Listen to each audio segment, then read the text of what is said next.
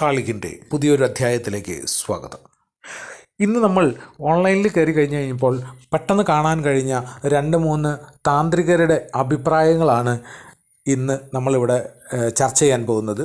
അവർ പറയുന്ന പ്രകാരം ഒരു മന്ത്ര പുരസ്ചരണം ചെയ്ത് അത് സിദ്ധി വരുത്താനെടുക്കുന്ന കാര്യങ്ങൾ, അതിൻ്റെ ബുദ്ധിമുട്ടുകൾ, ഇത് ഒരു സാധാരണ ജീവിതക്കാരന്, ഒരു ഗാർഹസ്ഥ്യ ജീവിതം അനുഭവിക്കുന്ന ഒരാൾക്ക് ആവശ്യമുണ്ടോ, അത് ആവശ്യമില്ല. സുഖസൗകര്യങ്ങളുണ്ടെങ്കിൽ അത് ആവശ്യമില്ല, ഒരു കാരണവശാലും അത് ചെയ്യാൻ പാടില്ല, വല്ലാത്ത ബുദ്ധിമുട്ടുകളാണ് ഉണ്ടാക്കുന്നത് അത് എന്ന് പറഞ്ഞ് ഈ 30 വയസ്സ് 32 വയസ്സ് വരുന്ന ഈ മേൽശാന്തിമാർ തന്ത്രിമാരായി എന്ന് സ്വയം പ്രഖ്യാപിത തന്ത്രിമാരായിട്ട് വന്നു ചേരുന്ന ഒരു ചാനൽ ഉണ്ടാക്കി വന്നിരുന്ന് നേരെ ഫ്രണ്ടിലിരുന്ന് വിളമ്പുന്നവൻ ഒന്ന് മനസ്സിലാക്കുക, സനാതന ധർമ്മത്തിൽ ഇതിനെല്ലാത്തിനും സ്ഥാനമുണ്ട്.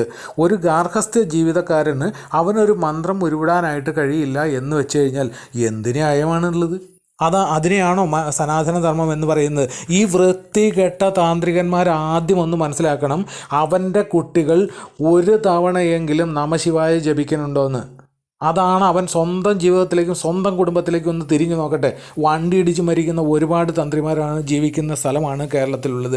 ഒരുപാട് മന്ത്രിമാർ അഴിമതി ചെയ്തതിൻ്റെ നോക്കപ്പുള്ളികളായിട്ട് ഇപ്പോഴും നിലനിൽക്കുന്ന സ്ഥാനമാണ് ഇവിടെ ഉള്ളത്. അപൂർവം കയ്യിലെണ്ണാവുന്ന സാത്വികരായ, വളരെ സാത്വികരായിട്ടുള്ള, വളരെ വിജ്ഞാന ഉള്ള കുറച്ച് താന്ത്രികർ മാത്രം ജീവിച്ചിരിക്കുന്ന ഒരു സംസ്ഥാനമായിട്ട് മാറിയിരിക്കുകയാണ് കേരളം. അതുകൊണ്ട് ദയവ് ചെയ്ത് സാധാരണ ജനങ്ങൾ, ഇത് കേൾക്കുന്ന സാധാരണപ്പെട്ട സനാതനധർമ്മമുള്ള ഭാരതത്തിലെ ജനങ്ങൾ മനസ്സിലാക്കേണ്ടത്, നിങ്ങൾ ഒന്നും നോക്കാതെ നിങ്ങൾ ആവശ്യത്തിലേറെ രാമനെ വിളിച്ചോളൂ. അവിടെ പുരസ്ചരണവും വേണ്ട, കാല് കഴിച്ചൂട്ടും വേണ്ട, തർപ്പണവും വേണ്ട, ഹോമാദികളും വേണ്ട, ഒന്നും വേണ്ട. നിങ്ങൾ അങ്ങോട്ട് വിളിച്ചോളൂ. ഓം നമോ നാരായണായ ഇഷ്ടം പോലെ ജപിച്ചോളൂ. അമ്മേ നാരായണ എത്ര എണ്ണം വേണമെങ്കിൽ ജപിച്ചോളൂ. നിങ്ങൾ ജപമാല എടുക്കേണ്ട, കയ്യിലും കരുതണ്ട, മനസ്സിലും എണ്ണണ്ട, ഒന്നും നിൽക്കണ്ട. നിങ്ങളുടെ സർവ്വ പ്രവർത്തനങ്ങൾക്കുള്ളിലും പ്രവർത്തികൾക്കുള്ളിലും ഇത് തന്നെ ജപിച്ചിരുന്നോളൂ. നാളെ കൃഷ്ണനോ ദേവനോ ഏത് ദേവതയായാലും നിങ്ങളെ വന്ന് ഒരു പ്രശ്നവും ഉണ്ടാക്കില്ല. ഒരു കാരണവശാലും നിങ്ങളെ അപകടത്തിൽ കൊണ്ട് ചാടിക്കുകയില്ല. ആദ്യം ആളുകൾ ഇതൊന്ന് ജപിക്കട്ടെ, എന്നിട്ടല്ലേ ബാക്കി കാര്യങ്ങൾ.